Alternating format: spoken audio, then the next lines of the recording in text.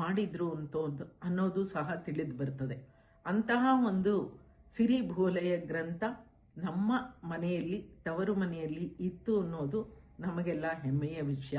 ಇದನ್ನ ನಮ್ಮ ತಾಯಿಯವರಾದ ಶ್ರೀಮತಿ ಶಾರದಾ ದೇವಿಯವರು, ಅವರು ನಮ್ಮ ತಂದೆ ಆದಿರಾಜಯ್ಯನವರು, ನಮ್ಮ ತಾಯಿ ಈ ಒಂದು ಸಿರಿಭೋಲೆಯ ಗ್ರಂಥದಲ್ಲಿದ್ದಂತಹ ಪದ್ಯಗಳನ್ನು ಅದು ಸಾಂಗತ್ಯ ರೂಪದಲ್ಲಿರೋದ್ರಿಂದ ಬಹಳ ಸರಳ ಸುಂದರವಾಗಿ ಅವರು ಹಾಡ್ತಾ ಬಂದಿದ್ರು.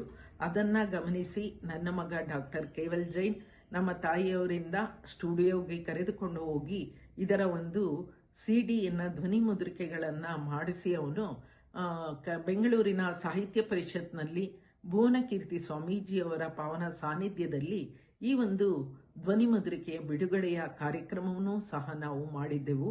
ಸುಮಾರು ಸಾವಿರಾರು ಸಿಡಿಗಳನ್ನ ನಾವು ಹಂಚಿದ್ವಿ.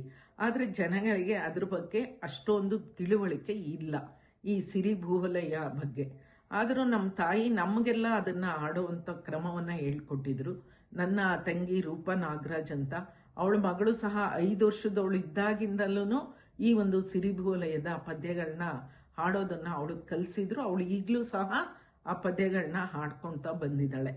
ಅಷ್ಟಮಹಾಪ್ರಾತಿಯಾರ್ಯ ವೈಭವದಿಂದ ಅಷ್ಟಗುಣಗಳೊಳೊಂದಂ ಸೃಷ್ಟಿಗೆ ಮಂಗಳ ಪರ್ಯಾಯವನ್ನಿತ್ತ ಅಷ್ಟಮ ಜಿನಗಿ ರಘುವೆನು ಟವಣೆಯ ಕೋಲು ಪುಸ್ತಕ ಪಿಂಚ ಪಾತ್ರೆಯ ಅವತಾರದ ಕಾಮಂಡಲದ ನಮೋಕಾರ ಮಂತ್ರ ಸಿದ್ಧಿಗೆ ಕಾರಣವೆಂದು ಭುವಲಯ ಧೂಳ್ಪೇಳ್ದ ಮಹಿಮಾ ಅಂತ ಸಿರಿಭೂವಲಯ ಗ್ರಂಥ. ಅದರಲ್ಲಿ ಅನೇಕ ವಿಶೇಷತೆಗಳು ಇದಾವೆ. ಇದನ್ನ ನಮ್ಮ ವಿದೂಷಿ ಡಾಕ್ಟರ್ ತೇಜಸ್ವಿನಿ ಅವರು ಅದರ ಬಗ್ಗೆ ಒಂದು ಸಂಶೋಧನೆಯನ್ನ ಮಾಡಿ ಆ ಚಕ್ರಬಂಧಗಳನ್ನ ಬಿಡಿಸುವಂತಹ ಕ್ರಮವನ್ನ ಅವರು ತಿಳಿದುಕೊಂಡು ಈಗ ಜನರಿಗೆ ಅದನ್ನ ತಿಳಿಸ್ಬೇಕು ಅನ್ನೋ ಉದ್ದೇಶದಿಂದ ಒಂದು ಅಧ್ಯಾಯವನ್ನ ಈಗ ಅವರು ಕನ್ನಡದಲ್ಲಿ ಸಿದ್ಧ ಮಾಡಿದ್ದಾರೆ. ಆ ಒಂದು ಗ್ರಂಥದ ಲೋಕಾರ್ಪಣೆ ಕಾರ್ಯಕ್ರಮವನ್ನ ನಾವು ಕುಮುದೇಂದು ಮುನಿಗಳು ಇದ್ದಂತಹ ಸ್ಥಳದಲ್ಲಿ ಮಾರ್ಚ್ 13ನೇ ತಾರೀಕು ಆ ಒಂದು ಗ್ರಂಥ ಲೋಕಾರ್ಪಣೆ ಕಾರ್ಯಕ್ರಮವನ್ನ ಇಟ್ಕೊಂಡಿದೀವಿ.